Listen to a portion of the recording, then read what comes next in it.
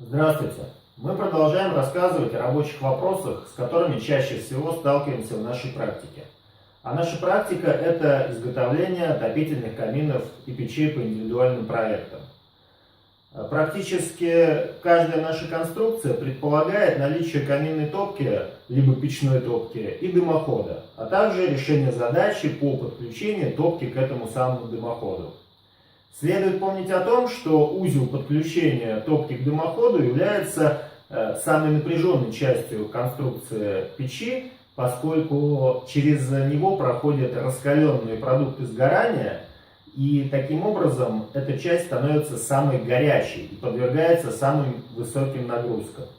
Вне зависимости от того, какой мы используем дымоход, металлический, керамический или даже насадной, что считаем категорически неправильным решением, как правило, мы подключаем топку к дымоходу при помощи труб из нержавеющей стали.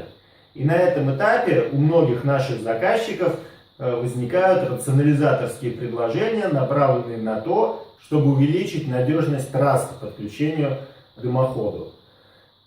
Как правило, это три основных предложения. Первое. Организовать подключение при помощи трубы сэндвич. Это та же самая труба из нержавеющей стали, только вокруг нее идет изоляция, и эта изоляция закрыта еще одной трубой. Дымоходы сэндвич, я думаю, что все они знают. Второе, тоже часто встречающееся предложение, особенно когда речь идет о подключении топки к керамическим дымоходам, это подключение при помощи керамических труб. Таким образом, мы сохраняем целостность керамического дымохода. И третий, как ни странно, наименее часто встречающийся вариант предложения – это подключить топку к дымоходу при помощи специальных труб, выполненных из жаропрочной стали, которые, как правило, делаются толщиной 1,5-2 мм, сталь для этих труб, и еще они красятся специальной краской, защищающей трубы дополнительно.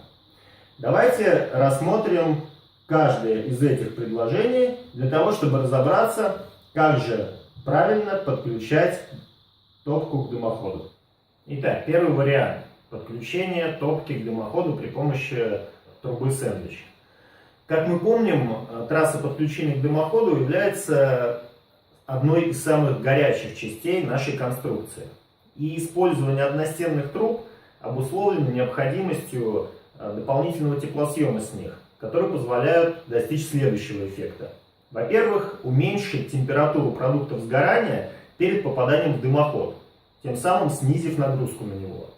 Второе – это уменьшить нагрузку на саму трубу, при помощи которой происходит подключение к дымоходу за счет этого самого теплосъема, так как тепло с металла, из которого выполнена труба, уходит в воздух. Ну и третье – это приятный бонус, который позволяет нам получить больше тепла в помещение, как раз от трубы подключения к дымоходу. Использование труб сэндвич для подключения кардинально меняет эту ситуацию.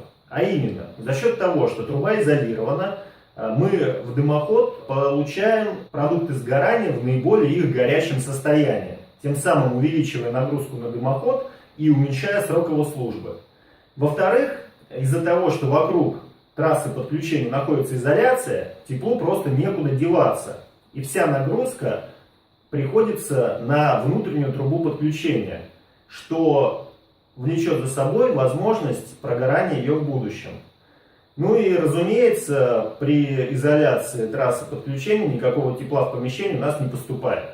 На самом деле, подключение топки к дымоходу при помощи труб сэндвич является недопустимым, так как даже в случае использования самых качественных труб вы рискуете тем, что она просто со временем прогорит. А также увеличиваете нагрузку на свой дымоход, что тоже может привести со временем к выводу его из строя. Второй способ – это подключение к керамическому дымоходу при помощи керамических труб. Он также является недопустимым. И также на это есть три причины. Первое.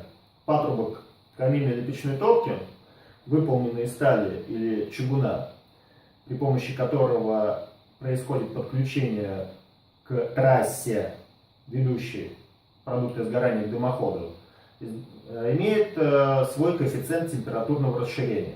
который выше коэффициента температурного расширения керамики.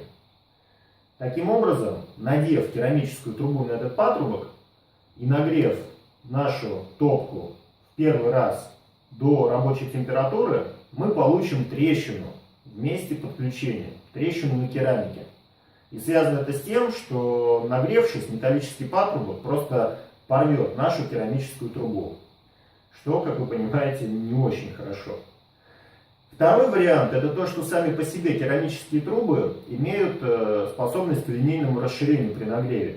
И если мы к нашему вертикальному дымоходу подключим горизонтальный участок керамической трубы, то при ее нагреве есть риск того, что произойдет линейное расширение по горизонтали, что приведет к нагрузке в месте подсоединения горизонтального участка к вертикальному. И таким образом мы тоже можем получить там трещину, раскол, не знаю, дырку, все что угодно, что уже является более страшной проблемой, так как это будет касаться нашего дымохода.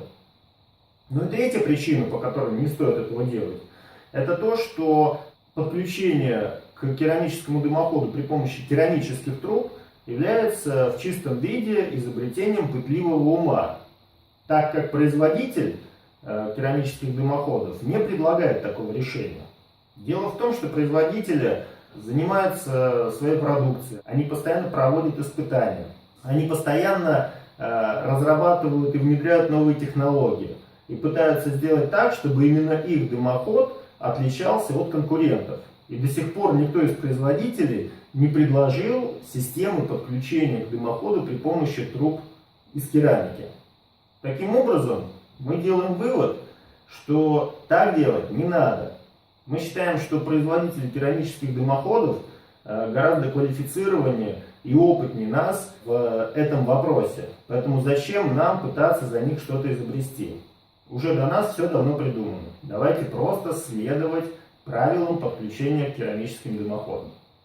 И третий вариант — это подключение топки к дымоходу при помощи труб из жаропрочной стали. И это действительно тот вариант, который позволяет решить задачу, вызывающую столько замечательных идей, а именно повысить надежность узла подключения топки к дымоходу. Эти трубы более устойчивы к воздействию высоких температур, а также коррозии.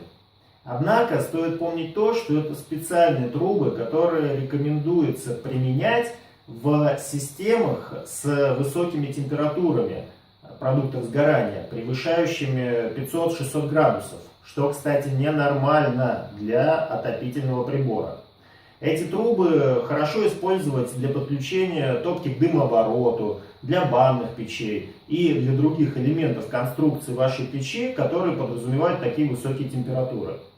Разумеется, при помощи них можно подключить вашу каминную топку к дымоходу. Хуже от этого не будет, будет только лучше. Но, как правило, это нецелесообразно и невыгодно, потому что эти трубы дороже. Надеюсь, что мы смогли рассказать о том, что стоит делать и чего не стоит делать для повышения надежности вашего узла подключения к дымоходу. Если вам понравилось это видео, ставьте лайк, подписывайтесь на наш канал и оставляйте свои замечания и пожелания, также вопросы в комментариях к этому видео. Если у вас есть вопросы ко мне, пишите на мой email igorь@petrushihin.ru. До свидания.